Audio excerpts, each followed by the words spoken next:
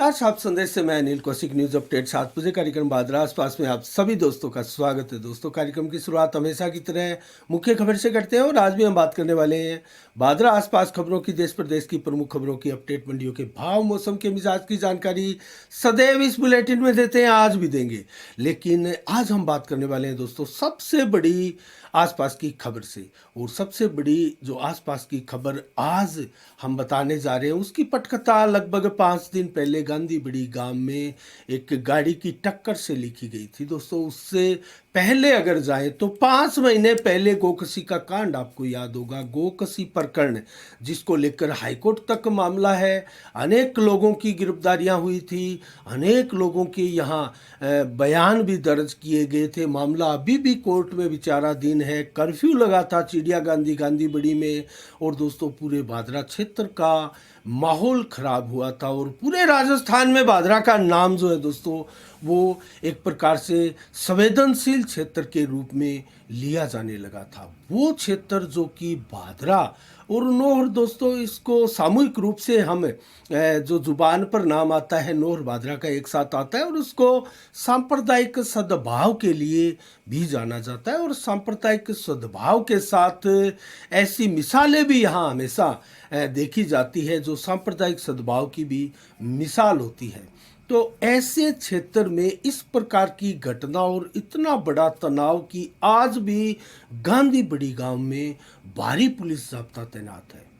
और दोस्तों, जो 5 दिन पहले घटनाक्रम हुआ था उस समय आईजीबी भादरा पहुंचे थे, एसपी, अतिरिक्त जिला कलेक्टर और दोस्तों कितने बड़े बड़े पुलिस अधिकारी यहाँ पहुंचे, मौका मुआयना किया, और स्थिति पर अभी भी दोस्तों एसपी महोदय की कड़ी नजरें हैं, जिला कलेक्टर की कड़ी नजरें हैं कि यहाँ स्थिति किस प्रकार से आगे बढ़ रही है, और सोशल मीडिया पर किस प्रकार से लोग इसको लेकर प्रतिक्रियाएं दे रहे हैं।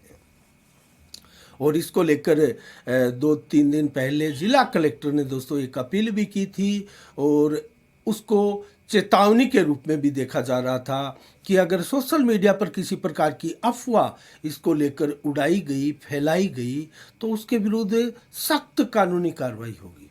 और क्यों ना हो दोस्तों, क्योंकि सांप्रदायिक सद्भाव को खराब करने की किसी को इजाज़त नहीं है। भाईचारा किसी को बिगाड़ने की भाईचारे को इजाज़त नहीं है, और ऐसा करने वाले लोगों की तुरंत गिरफ्तारी भी होनी चाहिए। और जो 5 दिन पहले जो मामला हुआ था दोस्तों गांधी बड़ी में, और उसके बाद में एक कैमरा जो सीसीटीवी कैमरे का एक फुटेज था वो भी वायरल हुआ था उसी के साथ, और उसमें साफ साफ क्षेत्र के लोगों ने नहीं, हजारों लाखों लोगों ने देखा था कि वो घटना कैसे घटी थी। ऐसा लग जरूर रहा था कि इस घटना को जानबूझकर अंजाम दिया गया है, लेकिन ऐसा हुआ ये पुलिस की तफ्तीश का विषय है दोस्तों। उसमें कौन था गाड़ी में, ये भी पुलिस की तफ्तीश का विषय है। लेकिन साफ साफ जो दिखाई दे रहा था वो ये था कि 2 जनों को जबरदस्त टक्कर मारी गई और उनको घायल कर दिया गया। अभी उनका स्वास्थ्य ठीक है और स्थिति में सुधार हो रहा है, लेकिन ये घटना क्यों हुई और वो 2 शख्स कौन थे, और उसके बाद में क्या कार्रवाई हुई, पुलिस क्या कर रही है, जनता में किस प्रकार की प्रतिक्रिया है, इसको लेकर हम बात करने वाले हैं। 3 एफआईआर इस घटना के बाद सामने आई है। उन तीनों एफआईआर के बारे में भी हम आपको बताएंगे। आज जो जन सैलाब उमड़ा कब्रिस्तान कमेटी के मीटिंग हॉल में, एक सर्व समाज भाईचारा कमेटी बनाकर एक आज जो सभा की गई उसका प्रतिनिधित्व कई लोगों द्वारा किया गया, लेकिन उसका उद्देश्य ये था बाजार के बीच से नारे लगाते हुए सरकार के विरुद्ध, विधायक बलवान पूनिया के विरुद्ध दोस्तों वो उपखंड कार्यालय पहुंचे, वहाँ एक बड़ी सभा का आयोजन किया गया, प्रदर्शन किया गया। उसमें करीब दर्जनों से अधिक वक्ताओं ने अपने अपने संबोधन दिए, और जिनका सभी का कहने का एक ही आशय था कि तत्काल प्रभाव से आरोपियों को गिरफ्तार करें। और विशेषकर दोस्तों रवि बंसल का नाम लेकर भी कुछ वक्ताओं ने सीधे सीधे कहा कि तत्काल प्रभाव से जल्द रवि बंसल की भी गिरफ्तारी की जाए और दोषियों को पुलिस सामने लाए, खुलासा करे मामला क्या था, किस प्रकार से हुआ, कौन कौन इसमें दोषी थे, क्या रवि बंसल गाड़ी में थे या नहीं थे, और कौन किन लोगों ने इस घटना को अंजाम दिया। दोस्तों अब मैं आपको सिलसिलेवार बताते हुए घटना की पूरी जानकारी देता हूं। तो इसमें 3 एफआईआर दर्ज हुई है दोस्तों।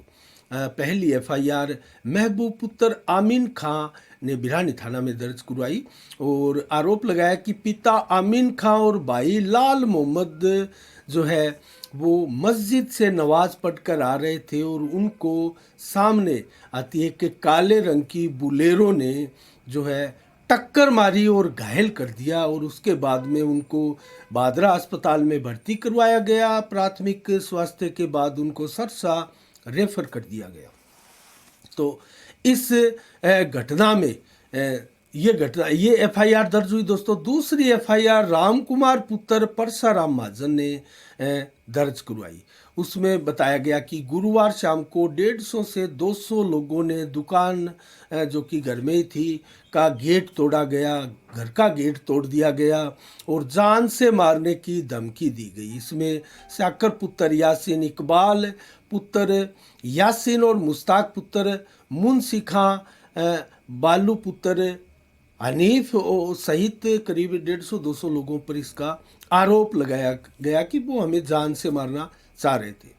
तीसरी एफआईआर रुपेश पुत्र मंगतू राम अग्रवाल ने दर्ज कराई दोस्तों और इसमें कहा गया गुरुवार शाम को मेरे घर पर जो कि दुकान भी घर पर ही है, भारी लोगों का जमावड़ा हुआ और आमीन पुत्र रहमत आदि ने जो 2 बेटे शाकर और यासीन आदि ने जाकिर पुत्र मुश्ताक पुत्र मुंशी इन आदि ने मिलकर मेरे पिता के साथ मारपीट की, चाकू दिखाया, कापा दिखाया, जान से मार देने की धमकी दी और पड़ोसियों ने आकर हमें बचाया।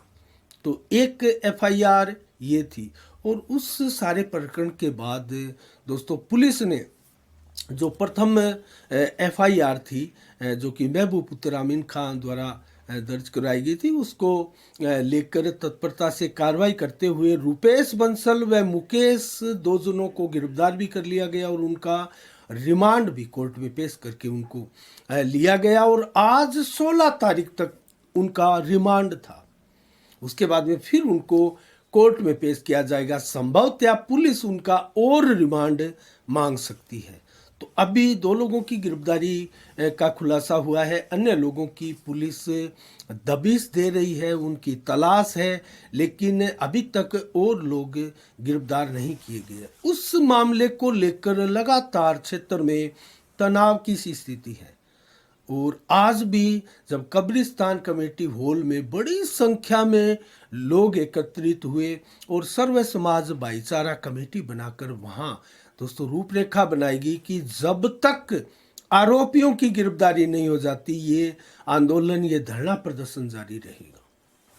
और आज जब वार्ता हुई प्रशासन के साथ तो दोस्तों उसमें भी साफ साफ कहा गया कि शुक्रवार को 3 बजे तक अगर पुलिस ने सभी आरोपियों को गिरफ्तार नहीं किया तो इसी जगह उपखंड कार्यालय के आगे महापड़ाव डाला जाएगा क्षेत्र के लोगों का, आक्रोशित लोगों का।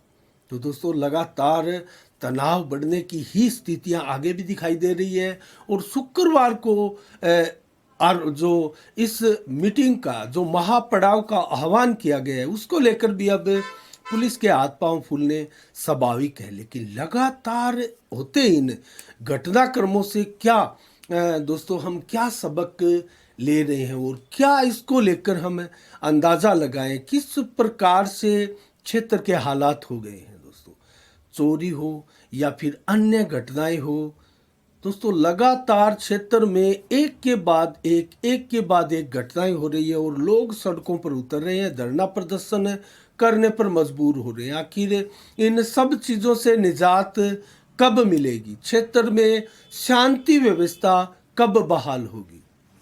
लोगों को तो आशंका इस चीज़ की भी है कि कहीं नेट एक बार फिर से बंद नहीं कर दिया जाए, क्योंकि आपको याद होगा गांधी बड़ी जो गोकसी का प्रकरण हुआ था 5 महीने पहले, उसमें रह रहकर बीच बीच में और लंबे समय तक नेट की भी बंदी की गई थी और लोगों को सूचनाएं नहीं मिल पाई थी। किस कदर तनाव था, भारी पुलिस जाब्ता मौजूद था, कर्फ्यू लगा था क्षेत्र में।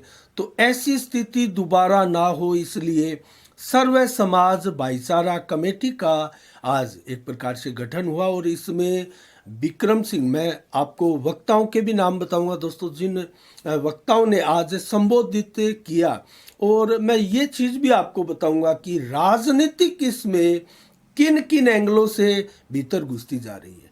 दोस्तों, विक्रम सिंह बेनीवाल जो कि कांग्रेस लीडर है, लेकिन इसमें राजनीति ना हो इस प्रकार की व्यवस्थाएं भी की गई थी, इसका प्रयास भी किया गया था।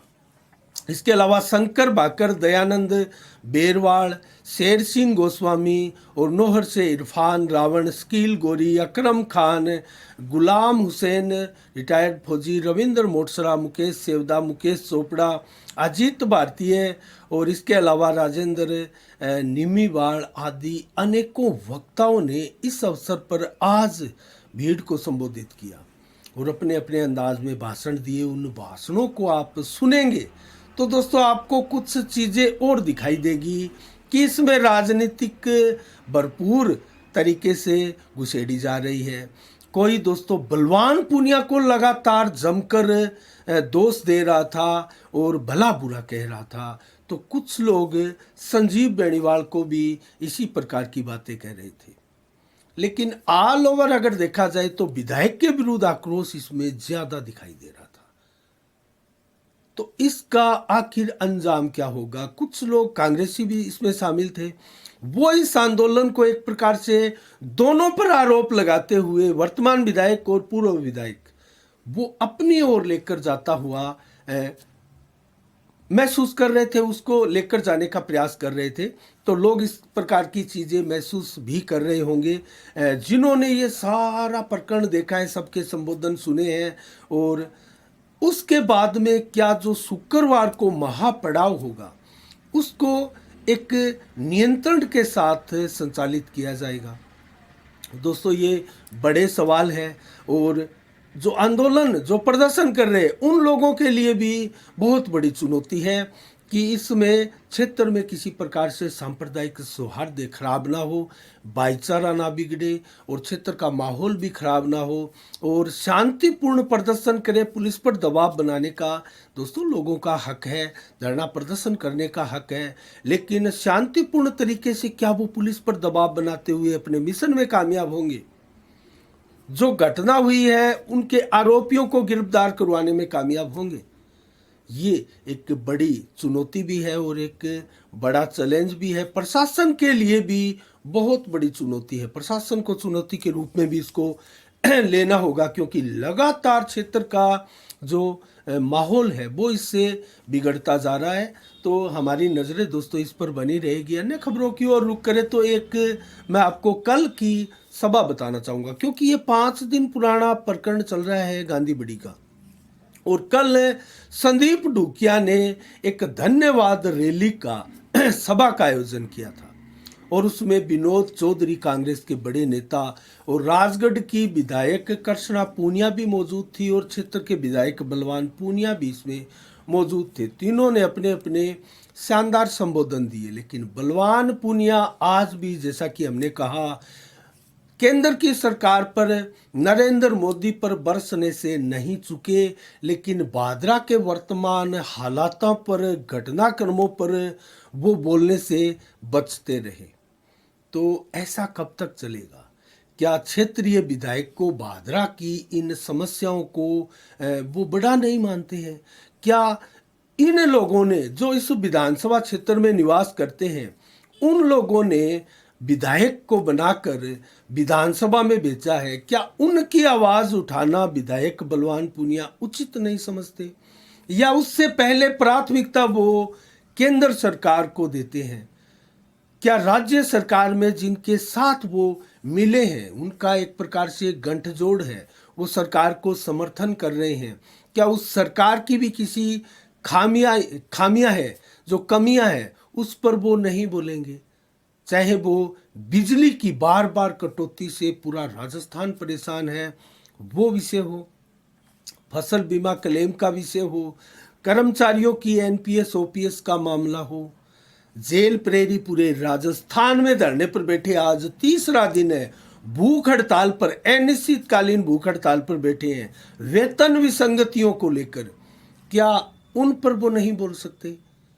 दोस्तों, संविदा कर्मियों को स्थायी करने की मांग हो, फसल बीमा क्लेम की मांग हो, जो कि क्षेत्र के लोगों को पानी चोरी सिंचाई पानी को लेकर चोर बताया जा रहा है, और नौर भादरा राजस्थान में एक ऐसा अपवाद है कि नौर में तो सिंचाई थाना एकमात्र थाना राजस्थान का खोला गया है, और इसमें ज़्यादातर मुकदमे भादरा के लोगों पर पानी चोरी के रूप में हो रहे हैं। तो क्या ये उपलब्धि है राजस्थान सरकार की? विधायक बलवान पूनिया इन चीज़ों पर नहीं बोलेंगे, ये बहुत बड़े सवाल है दोस्तों, जो आप जनता को इन जनप्रतिनिधियों से लेने हैं, चाहे वो पूर्व विधायक हो या वर्तमान विधायक हो, और जो वर्तमान के घटनाक्रम है उस घटनाक्रम पर क्षेत्र में शांति व्यवस्था कायम रहे, किसी प्रकार से हिंदू मुस्लिम सिख ईसाई का भाईचारा जो है वो खराब ना हो, और जो दोषी है किसी भी घटना में उन दोषियों को सजा मिले। दोस्तों, एक और जो घटना हुई थी, हमारे साथी पत्रकार लाल मोहम्मद मुआलजन के लड़के का शव संदिग्ध अवस्था में बाईपास पर पड़ा मिला था, उसको घसीट के सड़क से दूर डाला गया था, उनके ऊपर भींटके डालकर उनको कवर्ड किया गया था, लेकिन जो अंडर ब्रिज में टेम्पू एक्सीडेंट हुआ उसमें उसकी एक सड़क हादसे में मौत बताई गई पुलिस प्रशासन द्वारा। आज ने आपने मीडिया में ये खबरें भी देखी होगी। तो क्या गले उतरती है ये चीज़ें? इसके ऊपर पुलिस प्रशासन को प्रेस कॉन्फ्रेंस के साथ पत्रकारों के सवालों का सामना नहीं करना चाहिए, या उनके पास जवाब नहीं है पत्रकारों के सवालों का, और वो इस घटना को एक प्रकार से लाइट बनाकर जैसे पेश कर दिया गया, और गांधी बड़ी प्रकरण की जो घटनाएं हैं उनमें व्यस्त है पुलिस, क्योंकि ये भी बहुत बड़ी घटना है दोस्तों। क्षेत्र में शांति व्यवस्था कायम रखना पुलिस का काम है, और पुलिस को हर संभव प्रयास करने पड़ते हैं शांति व्यवस्था को कायम रखने के लिए, और वो अपने कर्तव्य और अपने फर्ज के इस मार्ग में एकदम मुस्तैदी के साथ लगी हुई है, उसके ऊपर सवालिया निशान नहीं उठा रहे हम। लेकिन जिन मामलों की, जिन घटनाओं की यहाँ जो घटित हो चुकी है उनकी पुनरावृत्ति ना हो, उसके लिए भी तो प्रयास करना पुलिस का काम है दोस्तों। अगर कोई दोषी किसी घटना में बचता है तो उसके कितने हौसले बुलंद होते हैं, इसका अंदाज़ा भी पुलिस को लगाने की आवश्यकता है, और क्षेत्र के लोगों को भी इस प्रकार से सच्चाई सामने आए तो पुलिस के लिए, पुलिस से इस प्रकार की मांगे करनी होगी। और दोस्तों, अन्य खबरों की ओर आज के लिए इस समीक्षा में इतना ही। अन्य खबरें जल्दी जल्दी से हम आपको बताते हैं। भारत और श्रीलंका के बीच जो तीसरा वनडे कल हुआ, जबरदस्त तरीके से भारत ने जीत दर्ज की दोस्तों, और अपने इस तीसरे वनडे में 390 रन 5 विकेट खोकर भारत ने बनाए थे, लेकिन श्रीलंका की बात करें तो मात्र 73 रनों पर ऑल आउट कर लिया गया पूरी श्रीलंका टीम को, और 317 रनों के विशाल अंतर से वनडे में तीसरा वनडे जीतकर 3-0 से सीरीज में क्लीन स्वीप किया। और इसमें अगर रिकॉर्ड की बताए तो विराट कोहली ने फिर एक शतक लगाया दोस्तों, 46वां शतक। पहले मैच में दूसरा वनडे जीता था तो उसमें 42वां शतक लगाया था, और शुभमन ने भी 116 रन बनाए, लेकिन विराट कोहली ने 166 नॉट आउट रन बनाए। और अब अगर ऑल ओवर हम बात करें शतकों की तो दोस्तों, सचिन तेंदुलकर क्रिकेट के जिनको भगवान कहा जाता है, 49 शतक है अंतर्राष्ट्रीय वनडे क्रिकेट में, और दूसरे नंबर पर विराट कोहली पहुंच चुके हैं जिनके 46 शतक है। मात्र 3 शतक पीछे हैं उनके रिकॉर्ड की बराबरी करने के लिए, और 4 शतक पीछे हैं उनका रिकॉर्ड तोड़ने के लिए। और 3 नंबर पर कौन है? रिकी पॉन्टिंग 30 शतक के साथ, तो काफ़ी दूर है और वो रिटायर भी हो चुके हैं। और तो इस लिहाज से विराट कोहली बहुत आगे निकल चुके हैं, लेकिन उनके नीचे और कौन है? रोहित शर्मा, भारत के धुआंधार जो बैट्समैन है, वर्तमान में टॉप स्कोर भी कर रहे हैं, तो वो है 29 शतक उनके हैं। तो अगर एक मौके देखा जाए तो रिटायर हो चुके हैं सचिन तेंदुलकर भी, लेकिन 2 भारतीय हैं जो दोनों के दोनों टॉप शतकों में पूरे विश्व में आगे चल रहे हैं। और इसके अलावा अगर बात करें तो जयसूर्या 28 शतक बनाकर नंबर 5 पर है वर्तमान में। तो भारत की ये बहुत बड़ी उपलब्धि है। और इसके अलावा अन्य खबरों की ओर रुख करें तो दोस्तों, स्कूलों में 16 से 18 तक छुट्टियां कर दी गई है, अवकाश कर दिया गया है अब नर्सरी से कक्षा 4 तक के बच्चों के लिए, क्योंकि प्रचंड ठंड आप देख ही रहे हैं, लगातार पारा जमाव बिंदु की तरफ बढ़ रहा है और ठंड भारी संख्या में ठंड जो है वो देखी जा रही है। और भारी इसलिए कह रहे हैं हम दोस्तों, क्योंकि जमाव बिंदु पर चल रहा है हमारे आसपास के कई इलाकों में टेम्परेचर। और आपने पौधों को भी देखा होगा, खेतों की उन फसलों को भी देखा होगा जो सोशल मीडिया पर उनकी खबरें भी तैर रही है, जिन पर ओस की बूंदें पूरी तरह से जम चुकी है दोस्तों। तो इसके साथ ही दोस्तों, आज क्या विशेष दिवस है इसकी बात कर लेते हैं। मंडियों के भाव, मौसम के मिजाज की बात भी करेंगे, लेकिन मैं जल्दी से आपको बताऊं तो नौर में दोस्तों भगवान परशुराम चौक पर चौक का उद्घाटन होगा कल 17 जनवरी को 11 बजे। तो इसमें चेयरमैन मोनिका खटोतिया और हेमराज शर्मा जो कि राष्ट्रीय युवा बोर्ड के सदस्य हैं वो सामूहिक रूप से करेंगे। और इसको चौक को बनाने वाले जो है वो सुरेश पांड्या है, जो कि अपने पिता की समृद्धि में, ओम प्रकाश पांड्या की समृद्धि में ये चौक बना रहे हैं। और मुख्य बाजार पुरानी जो ब्राह्मण पाठशाला है उनके पास ये चौक स्थित है। इसके अलावा दोस्तों, मेलिया गांव में भी जबरदस्ती गले से 10,000 रुपये ले जाने की एक मामला सामने आया है, जिसकी FIR भी दर्ज करवाई गई है और 3 लोगों के विरुद्ध ये FIR दर्ज हुई है दोस्तों मेलिया गांव में। तो अनूप शहर की भी बात करें तो शनिवार को मनीराम सुथार जो कि पुराना ऑटो बाजार स्थित उनकी दुकान है, वहाँ से 2.5 लाख रुपए के जो तांबे के तार है उसकी चोरी का मुकदमा दर्ज करवाया है। तो अनूप शहर के है, लेकिन बादरा में उनकी दुकान है, पुराना ऑटो मार्केट जो है वहाँ ये चोरी हुई है। तो चोरी की घटना दोस्तों, चाहे वो बाइक चोरी हो या फिर इस प्रकार की चोरी हो, हमने 2 दिन पहले आपको दिखाया था हिसार बस स्टैंड पर एक दिन में लगभग 4 जगह चोरी, लोगों ने ताले तोड़े और दुकान से सामान ले गए। इसके अलावा दोस्तों हम बात करें एक बाइक चोरी की भी, तो एक बाइक चोरी भी बादरा में कल एक घटना हुई।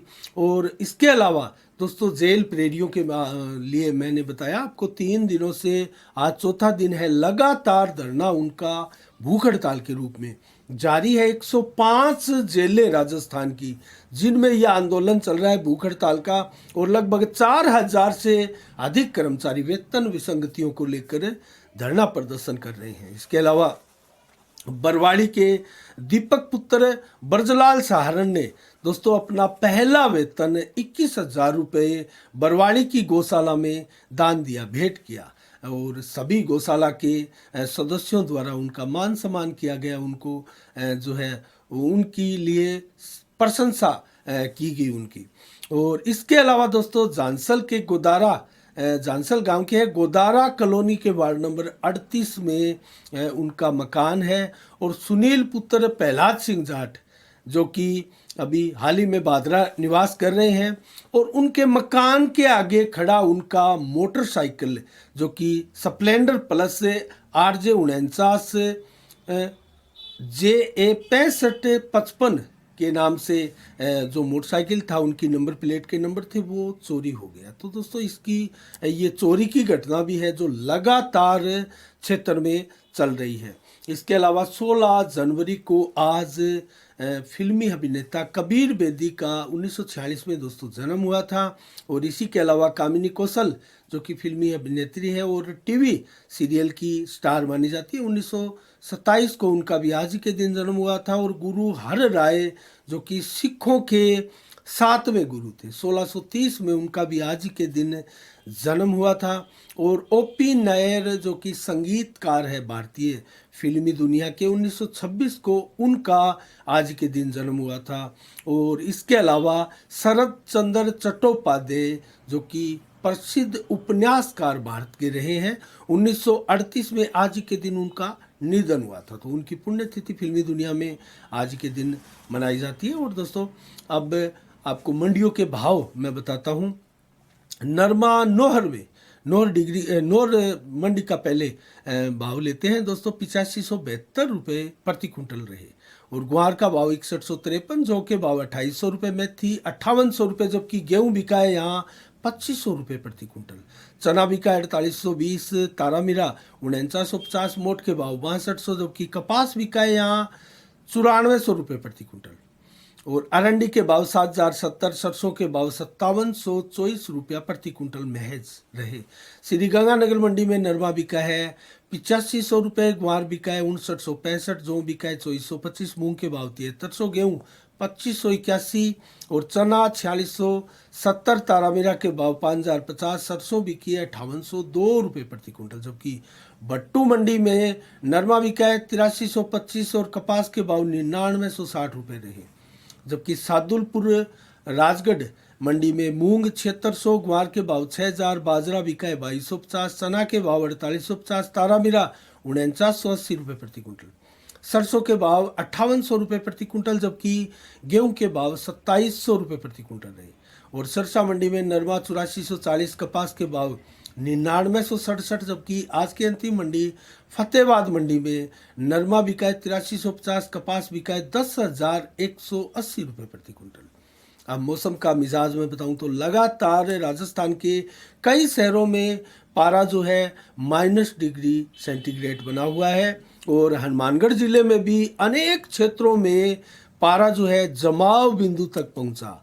कई गांव में जमाव बिंदु तक पहुंचने की खबरें आई। और बादरा की भी बात करें तो दोस्तों 2 से 3-4 डिग्री टेम्परेचर पिछले 2-3 दिनों से लगातार बादरा क्षेत्र में भी बना हुआ है अलग अलग समय में। 14 जनवरी की बात करें तो दोस्तों माउंट आबू में -4 डिग्री था, लेकिन 15 जनवरी की बात करें तो -7 डिग्री माउंट आबू में टेम्परेचर था, जो कि 1994 में 7 डिग्री का नीचे 7 डिग्री तक पारा माइनस में पहुंचा था। और अब इतने सालों बाद में ये ठंड जो है वो रिकॉर्ड तोड़ते जा रही है दोस्तों अब। और फतेहपुर की भी बात करें तो 15 जनवरी को फतेहपुर में भी -4.7 डिग्री था और जोबनेर में भी -4.5 डिग्री था, जबकि चूरू में -2.5 डिग्री। तो चूरू में भी अब 0 डिग्री से नीचे पहुंच चुका है तापमान। और बादरा में 2-3 डिग्री टेम्परेचर लगातार चल रहा है, जमाव बिंदु तक नहीं पहुंचा है, लेकिन नोहर के कुछ गांवों में कुछ क्षेत्रों में पारा कल जमाव बिंदु तक था। और आज भी प्रचंड ठंड पड़ रही है। बेशक धूप दोस्तों सुबह जल्दी निकलती है, लेकिन जो ठंडी हवा चल रही है, जो शीत हवा चल रही है, वो पारे को उठने नहीं दे रही है। और यही कारण है कि पारा लगातार जमाव बिंदु के पास जमा हुआ है। तो आज के लिए दोस्तों मौसम का मिजाज यही। और दिन भर अगर आकलन करें तो 15 से 17 डिग्री टेम्परेचर दिन में रहा, क्योंकि करारी धूप भी रही और 7 से 11 किलोमीटर की रफ्तार से हवाएं भी चली। 12 से 20% बादल दिन भर छाए रहे। रात्रि को भी कमोबश इसी प्रकार से बादल और मौसम का मिजाज रहेगा। और 17 जनवरी को कल 5 से 14 डिग्री टेम्परेचर, तो 5 डिग्री की तो मौसम विभाग द्वारा भविष्यवाणी की गई है निम्न तापमान की। और 16 से 18 मैक्सिमम तापमान की। तो धूप भी निकलेगी, लेकिन ठंडी हवा आपको जो है झकझोर देगी। और 11 से 15 डिग्री देर शाम को रात तक रहेगा। 7 से 14 किलोमीटर की रफ्तार से ये हवाएं चलने वाली है, जो कि देर रात्रि तक इसी प्रकार रहेगी। बादल बिल्कुल नहीं होंगे, रात्रि को ज़रूर 2-4-5% बादल आसमान में छाए रहेंगे। कुल मिला के मौसम साफ रहेगा, लेकिन जो धुंध है वो आ सकती है, कोहरा जो है वो आपको परेशान कर सकता है। तो आज का बुलेटिन में दोस्तों इतना ही। कल ठीक शाम 7 बजे फिर आपसे रूबरू होंगे नई खबरों के साथ, नई समीक्षा के साथ। तब तक के लिए आप अपना बहुत बहुत ख्याल रखिएगा। मुझे दीजिएगा इजाज़त। साफ संदेश से मैं अनिल कौशिक। नमस्कार। जय भारत, जय जय राजस्थान।